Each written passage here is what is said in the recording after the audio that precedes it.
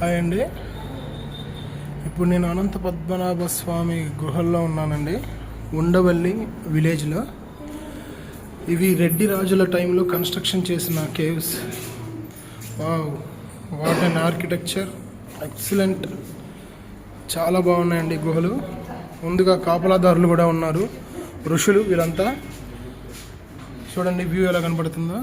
ఆ కనపడేది, ఆ చివరి కనపడేది విజయవాడ ప్రకాశం బ్యారేజ్ మీకు కనిపిస్తుంది. అంటే ఇది చాలా జూమ్ చేయాలి. సో చూడండి, ఇప్పుడు స్వామివారి దగ్గరికి వెళ్తున్నాను.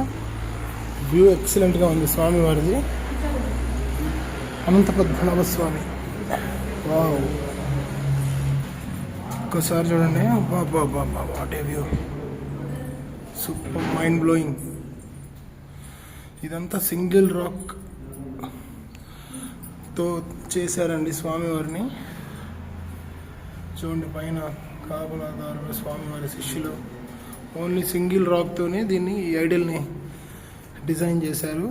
ఈ రెడ్డి రాజాస్ టైంలో అండి. ఇది రెడ్డి రాజులు 6th and 7th century BCలో.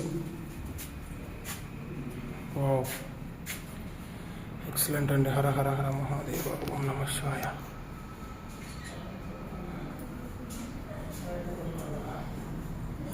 So వీళ్ళందరూ కాపలాదారులు. స్వామివారిని దగ్గరికి తీసుకెళ్ళి చూపిస్తాను మీకు.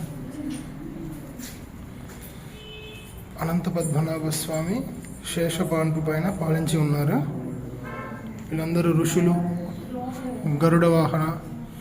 చూడండి స్వామి అందరూ, మీతో పాటు కూడా నా జన్మ కూడా ధరించిపోయింది. ఇది ఓన్లీ సింగిల్ రాక్ కటింగ్ అండి. కొండ మొత్తాన్ని ఒకే రాయిలో చెక్కారండి ఈ గుహల్ని. వావ్, చూడండి, వీళ్ళందరూ స్వామివారి సంరక్షకులు. నియర్లీ ఇది 25 to 30 feet ఉంటుందండి స్వామివారు.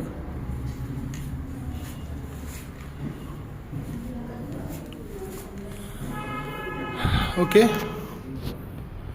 అమేజింగ్. ఇది అవుట్ సైడ్ వ్యూ.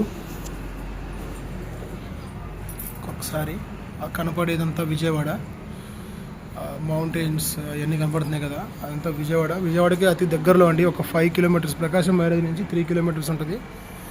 ఇవన్నీ రెడ్డి రాజాస్ టైంలో కన్స్ట్రక్ట్ చేసిన ఇన్కంప్లీట్ కన్స్ట్రక్షన్ అండి. ఇది పూర్తిగా కట్టడం జరగలేదు.